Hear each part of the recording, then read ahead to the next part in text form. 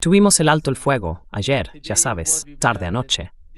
Y hoy hemos sabido que este tipo de ataques están ocurriendo una y otra vez. Israel ha atacado Líbano, más de un centenar de ataques. También hubo algunos ataques en Irán, una especie de bombardeo, ya sabes, con la participación de los Emiratos Árabes Unidos junto con Kuwait. Parece que el alto el fuego empieza a tambalearse. Pero después de todo, lo que hemos oído de la secretaria de prensa de la Casa Blanca, Caroline Leavitt, es que se van a reunir el sábado, J.D. Vance, Steve Witkoff y Kushner. J.D. Vance together with Steve Witkoff and Kushner, they're going to meet with the Iranian counterparts. Van a reunirse con sus homólogos iraníes para hablar sobre el alto el fuego, un alto el fuego de 2 semanas. Hasta ahora, el alto el fuego es inestable, pero la cuestión principal aquí es qué está ocurriendo y por qué Estados Unidos decidió impulsar algún tipo de alto el fuego. Básicamente está relacionado con la realidad de la guerra, la realidad en el campo de batalla. Pero sabemos que Irán tiene ahora algo importante en sus manos que antes no tenía, el estrecho de Hormuz. Lo llaman una bomba nuclear para Irán. ¿Cuál es tu interpretación de eso? ¿Y cuál es la importancia del estrecho de Hormuz? ¿Y cómo ves la situación actual de la guerra?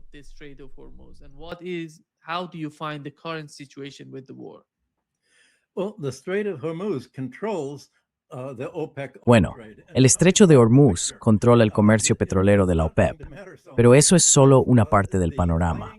No va a importar tanto. Si Donald Trump hubiera cumplido sus amenazas de volar todos los puentes y todas las centrales eléctricas de Irán, cosas que tardarían un siglo en reemplazarse, entonces Irán habría eliminado toda la capacidad de exportación de petróleo de los países árabes de la OPEP, desde Arabia Saudí hasta los Emiratos. Eso habría dejado sin petróleo para exportar. Pero no creo que incluso si hay violaciones del alto el fuego e Israel hace todo lo posible por romper el acuerdo, vaya a seguir atacando.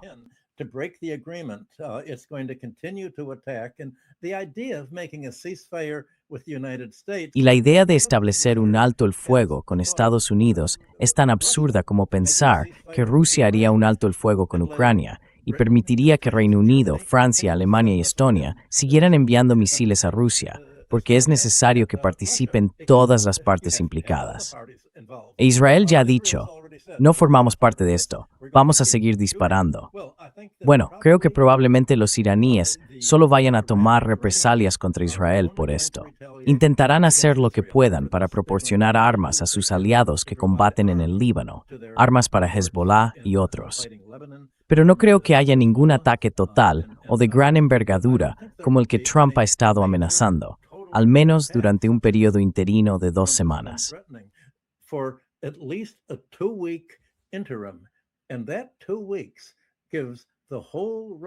Y esas 2 semanas dan al resto del mundo la oportunidad de crear una alternativa a lo que, si se reanudan los combates, sería una depresión mundial a la escala de la de los años 30. Esta depresión resultaría de la interrupción del 20% del comercio de petróleo y creo del 30% al 40% del comercio de gas, junto con gran parte de los fertilizantes, el amoníaco y el azufre necesarios. Todo eso obligaría a enormes cierres industriales y el mundo entero se vería amenazado por el caos. Pues bien, amenazar con el caos ha sido la estrategia de Estados Unidos desde el principio. Y ahora, de repente, la amenaza del caos como herramienta para obligar a otros países a seguir una política para evitarlo está en manos de Irán, gracias a su control de Hormuz y a los medios de exportar el petróleo y el gas de la OPEP que siguen en producción en este momento, en la medida en que lo están.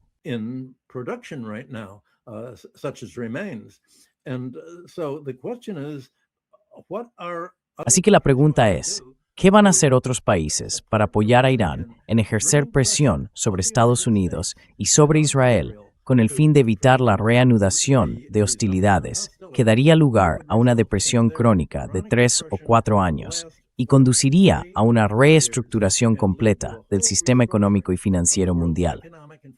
Quiero analizar cómo sería esa reestructuración. Me gustaría hablar sobre la estrategia general, porque hace 50 años, lo que está ocurriendo hoy, existía una lógica general para ello, que estaba completamente desarrollada. y se desarrolló en el lugar donde yo trabajaba entonces, el Instituto Hudson. La estrategia que sigue Irán se asemeja mucho a lo que se discutía en aquel momento como un medio para evitar el caos mundial en los años 60. Y ese medio era la guerra atómica.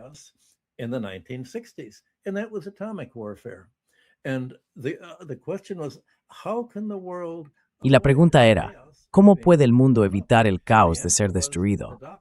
La respuesta fue la doctrina de la destrucción mutua asegurada, o MAD. La idea era que si solo un país tenía la bomba atómica, como Estados Unidos en 1945, podría amenazar a otros países con una guerra atómica.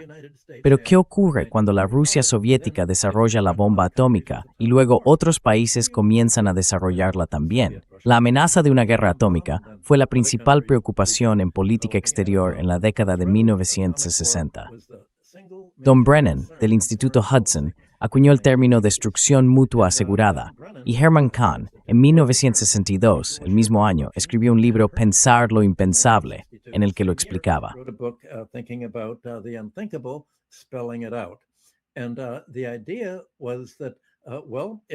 La idea era que, si otros países no solo poseían la bomba atómica, sino que también mantenían una paridad militar, con la capacidad de mejorar su tecnología armamentística al mismo ritmo, entonces todas las grandes potencias tendrían miedo de usar la bomba, porque sus oponentes podrían contraatacar y ambas partes serían destruidas. Así que, mientras existiera paridad entre las potencias atómicas, se evitaba la guerra entre ellas. Estados Unidos, por supuesto, siguió librando sus propias guerras, desde el sudeste asiático hasta América Latina y África. Pero no eran guerras mundiales, ni eran guerras atómicas.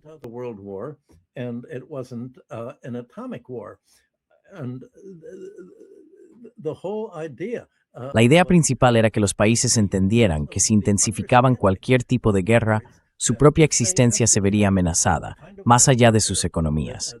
Pues bien, esa es la situación en la que nos encontramos hoy. Lo que estaba en peligro en la década de 1960 se llamaba invierno atómico. En otras palabras, si hubiera una guerra atómica, el mundo entero entraría esencialmente en un invierno. La producción se detendría, la agricultura se detendría, el comercio se detendría. Lo que está amenazado hoy es un invierno financiero. Y ese invierno financiero lo sufrirían los países importadores de petróleo, desde Europa hasta Japón, Corea, el Lejano Oriente, gran parte del sur global y muchos países asiáticos. Así que la pregunta es, ¿cómo puede evitarse este invierno financiero?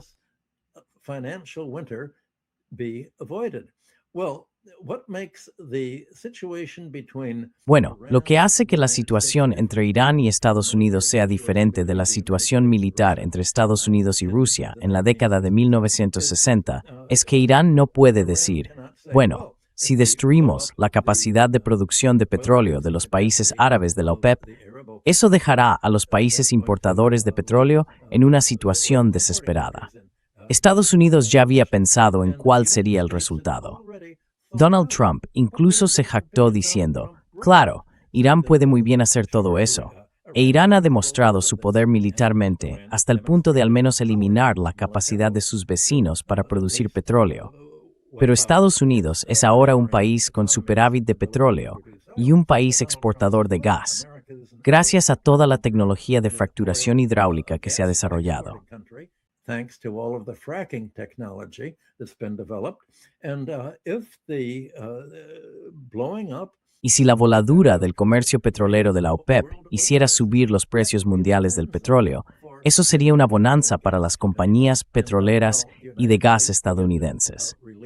Aunque Estados Unidos podría liberar sus reservas de petróleo para mantener bajos los precios en el país, las compañías petroleras exportarían su petróleo y gas a los precios mundiales enormemente altos hacia Europa Occidental y Asia, Japón y el resto de Asia, otorgando esencialmente a Estados Unidos poder sobre sus aliados más cercanos. Así que depende de estos aliados decidir. No podemos permitirnos una confrontación entre Estados Unidos e Irán que destruiría nuestra economía. Más adelante hablaré de cómo también dañaría financieramente a la economía estadounidense. Pero por el momento, la crisis más inmediata se produciría en los países que necesitan su petróleo para hacer funcionar sus fábricas. Calentadas por gassuge y edificios thinnes, producir fertilizantes y mantener su frecuencia y sistema de defensa paz. Anywhere. Power their railroads and transportation and all of that. Well, making that threat. Bueno, hacer esa amenaza de destruir el acceso de otros países al petróleo ha estado en el centro de la política exterior de Estados Unidos durante el último medio siglo, como tú y yo hemos comentado en emisiones anteriores. Y ahora, esa amenaza está en manos de Irán. La pregunta es, ¿se darán cuenta otros países, Europa Occidental y Asia Oriental, de que depende de ellos detener esta guerra? Porque si hay otro ataque contra Irán, y este ya ha demostrado su capacidad para eliminar la producción de petróleo y gas de la OPEP, del mismo modo que ya ha eliminado la capacidad de exportación de helio de Qatar, el resultado será una crisis global, un invierno financiero. ¿Qué harán?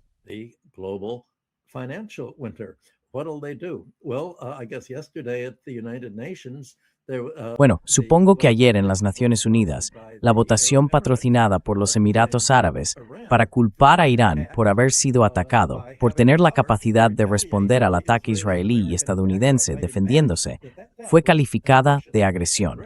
Es una agresión defenderse de un ataque con la amenaza de ser aniquilado. Si te defiendes militarmente, tú eres el culpable. Pues bien, creo que China ayudó a aportar algo de cordura al debate al bloquear que esa medida fuera aprobada por el Consejo de Seguridad y votada en Estados Unidos. Pero esto demuestra hasta qué punto la oposición de Estados Unidos al resto del mundo se ha vuelto completamente insensata.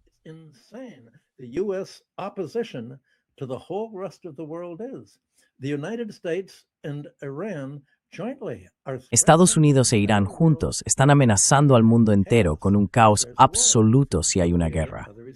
¿Qué van a hacer los demás países? Hasta ahora, Arabia Saudí, los Emiratos, Bahrein y otros han dicho, ¿por qué nos está bombardeando Irán? Nosotros no lo bombardeamos. La respuesta de Irán es, estáis permitiendo que haya bases estadounidenses allí. Estáis dejando que los aviones estadounidenses sobrevuelen vuestro territorio. No estáis haciendo nada al respecto. Europa también ha dicho, no nos unimos. ¿Por qué nos hacéis sufrir? No participamos en la guerra. Mira a Italia, España e incluso Francia. Han bloqueado a Estados Unidos para que no use sus aeródromos y bases militares para que despeguen aviones y os bombardeen.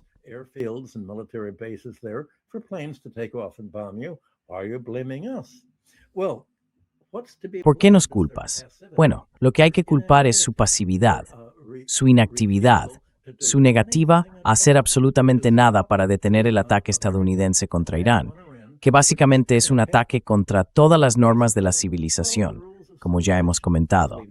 Las normas del derecho internacional, las normas de la guerra, que prohíben bombardear a civiles, las normas que prohíben bombardear infraestructuras y servicios básicos. Y en los últimos días, catering tesases y la destrucción físicas en Mediterráneo, debemos destruir la cultura. Dios no ha ordenado tratar a Irán como a Amalek. Son nuestro enemigo existencial.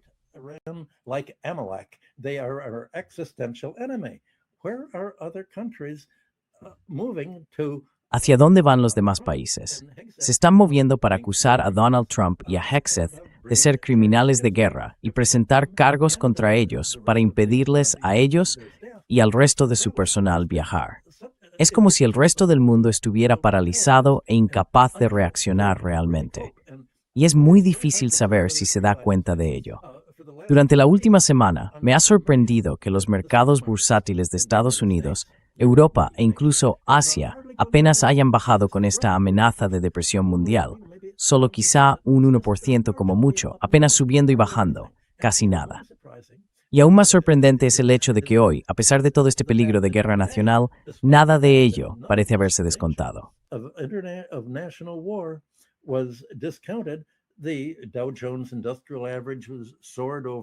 El promedio industrial Dow Jones se disparó más de 1000 puntos. Los mercados bursátiles de Japón y Corea, los más vulnerables a una reducción del suministro de petróleo y gas, se recuperaron un 3%, un 4%, incluso un 5%, es decir, unas ganancias asombrosas, no procedentes de una depresión que hubiera tocado fondo, sino como si, de algún modo, todo fuera a estar bien. La pregunta, supongo, que todos debemos hacernos es, ¿está el mundo simplemente en un estado de negación? ¿Es incapaz de pensar en la perspectiva impensable de que la guerra acabe realmente en una destrucción mutua, asegurada entre Irán y los países importadores de petróleo, para lo que Estados Unidos espera que sea en su propio beneficio, llevándose todas las canicas? ¿Cómo pueden seguir adelante sin darse cuenta de esto? Without realizing this.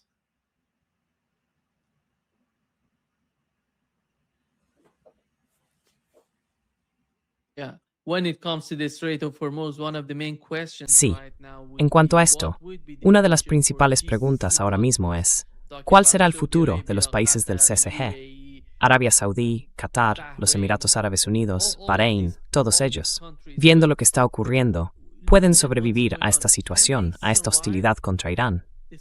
De algún modo quieren enfrentarse a Irán. Hoy hemos visto a los Emiratos Árabes Unidos intentar atacar algunos objetivos en Irán.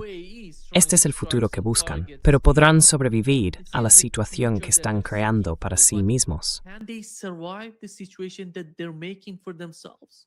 No, I don't think they can survive. They were No creo que puedan sobrevivir. Estos jeques, básicamente pequeños señoríos familiares, fueron creados justo después de la Segunda Guerra Mundial, con Kuwait un poco más tarde, con la intención de dividir y conquistar a todos los países árabes. La mayoría son pequeñas dictaduras familiares, y creo que alrededor del 88% de la población en los Emiratos y Bahrein está compuesta por mano de obra inmigrante que trabaja allí. Arabia Saudí es realmente el único país árabe de la OPEP, junto con Qatar, que tiene una población nacional saudí y qatarí bastante numerosa. Los demás, como Jordania, están poblados en gran parte por palestinos y cada vez más por inmigrantes indios.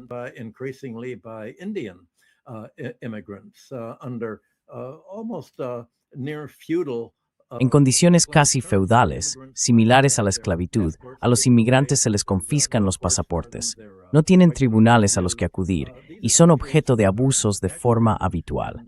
Se trata de países con una visión retrógrada, que son esencialmente un legado de toda la época del colonialismo occidental, desde Oriente Medio hasta África y Asia.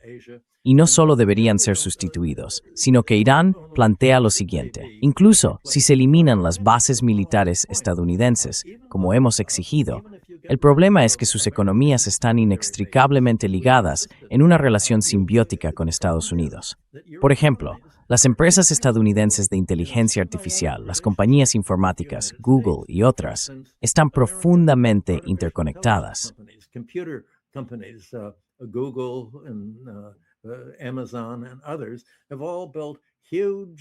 Amazon y otras empresas han construido enormes plantas de procesamiento de datos en Bahrein, los Emiratos y otros países para asegurar el acceso a la energía, sobre todo porque va a ser muy difícil para estas compañías obtener suficiente energía en Estados Unidos, dado que el país no puede ampliar sus servicios eléctricos con la rapidez necesaria para sostener el procesamiento de datos que necesitarán.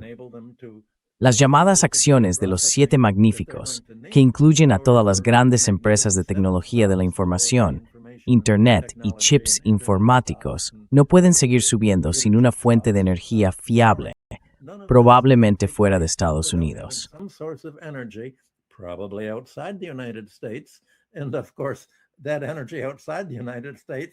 Y por supuesto, esa energía fuera de Estados Unidos es precisamente lo que está amenazado.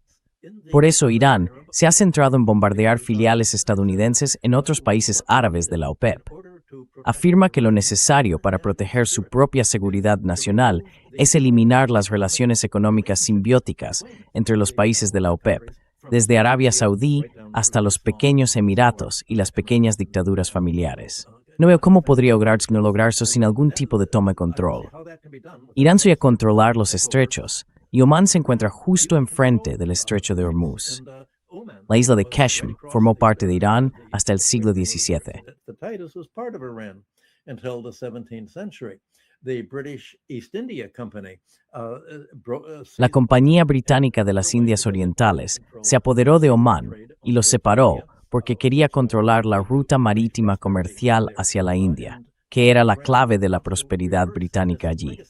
Irán quiere revertir este legado de colonialismo y evitar el tipo de colonialismo financiero y económico que ha hecho que los demás estados de la OPEP sean básicamente occidentales. Por eso estos países se han unido a Estados Unidos para atacar a Irán y presionar por una resolución de las Naciones Unidas que culpe a Irán de la guerra por defenderse.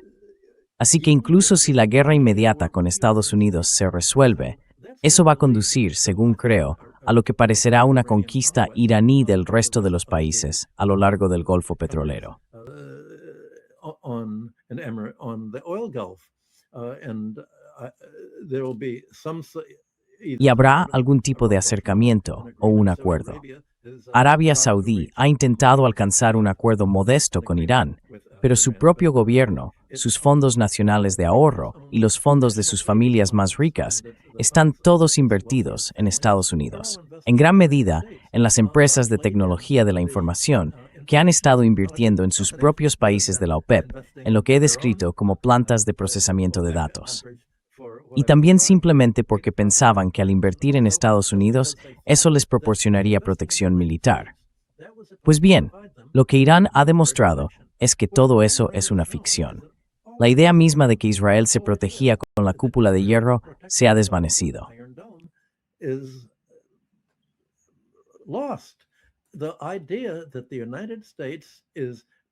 La idea de que Estados Unidos está protegiendo a los países árabes de ataques, invasiones o cualquier amenaza a su modo de vida se ha desmoronado. Estados Unidos no es un protector. Está buscando el control del comercio mundial de petróleo. Ahora que ha tomado el petróleo de Venezuela y ha logrado aislar el comercio petrolero de Rusia, ha adquirido la capacidad de crear caos en otros países que podrían ser sometidos a sanciones petroleras estadounidenses cuando lo desee. Se puede ver cuál es la dinámica básica.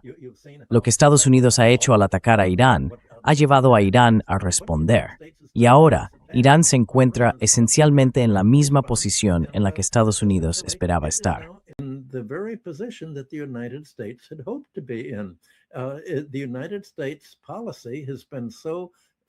La política de Estados Unidos ha sido tan contraproducente que ha generado exactamente lo contrario de lo que pretendía. Eso es lo que ocurre cuando se subestima el hecho de que, si intentas apoderarte de otros países, ellos contraatacarán. Los demás países no son estúpidos y no tienen un complejo militar industrial privado y corrupto que fabrica armas que no funcionan. Sus gobiernos, como los de Rusia y China, han creado realmente armas que sí funcionan. Eso ha dejado a Estados Unidos con al menos una década de retraso en tecnología de misiles, tecnología aérea y otros sistemas militares. Estados Unidos estaba completamente desprevenido para librar realmente una guerra con Irán.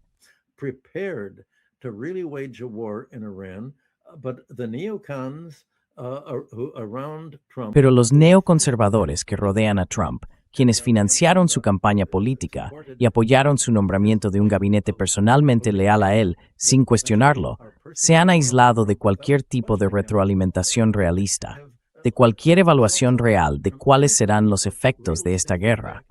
Han dejado fuera de consideración todas las dinámicas comerciales, financieras y militares en juego. Ha habido una especie de visión de túnel en la política estadounidense.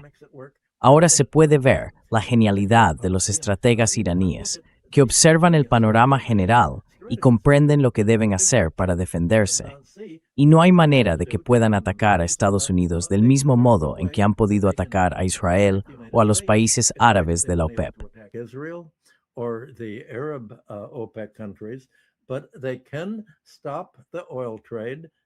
Pero pueden detener el comercio de petróleo.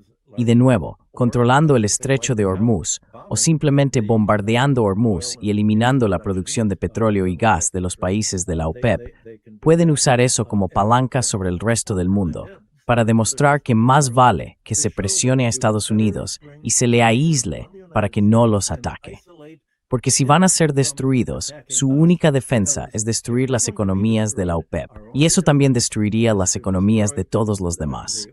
Así que un ataque contra ellos sería un ataque contra vuestras economías, provocando una depresión, un colapso económico, desempleo y todas las consecuencias que acompañan a una gran depresión o un invierno financiero. In a great depression or financial winter.